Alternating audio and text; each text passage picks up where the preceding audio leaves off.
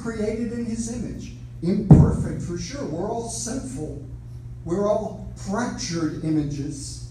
But what we strive for is to live out that reality. That is our reality. Jesus Christ, the second person of the Trinity in our Catholic theology, the incarnate Son of God, is a person.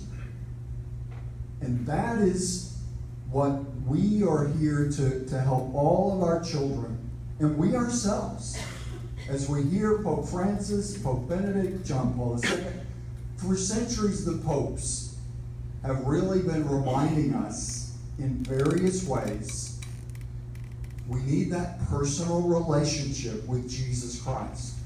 Person to person. Reminds me of, back in the dark ages, a person-to-person phone call. Remember those? It's like, what? Don't you just pull out your cell phone? Well, many of us existed before cell phones.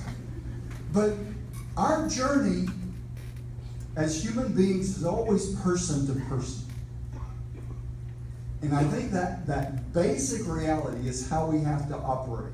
Everything you've heard this morning about what the church does, it's caring for people. Remembering that from that moment when a new person is conceived in the womb until their dying breath and really beyond, as Catholics, even after the breath has left the body, we're saying, we gotta follow the truth here. This has been a vessel of a child of God, one created in God's image. That's why we as Catholics, you may get questions from people. Or maybe you've had questions. Why do we say you can't, you shouldn't shoot somebody to the moon and turn them into a moon rock or scatter them across the ocean? Because of how they began and how they end, and how everything happens in between. So, I guess my main message this morning for all of you is let's always remember that. Yes, it's personal, and that is glorious, because that taps into the unique gift that each person is. That's how you as teachers, I know some of you are master teachers that have been doing this for many, many years.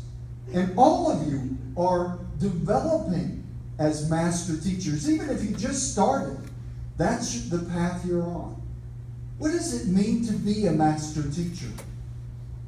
It really is to value those persons.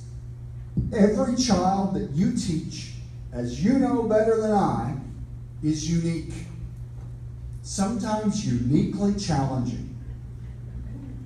Very often uniquely gifted. But they're unique. You all know that. Those of you who are mothers and fathers, you know that in your own children. However large the family, every child is unique. And it's that unique expression, that unrepeatable gift of the image of God that you're called to teach and minister to. So your mission really is at the heart of my vision for this diocese. And let me just say one more time how grateful we are for all of you, Catholic and non-Catholic. Because Catholic and non-Catholic is the world we live in. And every person that we encounter is one that we need to reach out to and treat with the dignity that God gave them. All the human rights, all the legislation, all of that, again, is simply, hopefully, if it's on the right track, reflecting reality.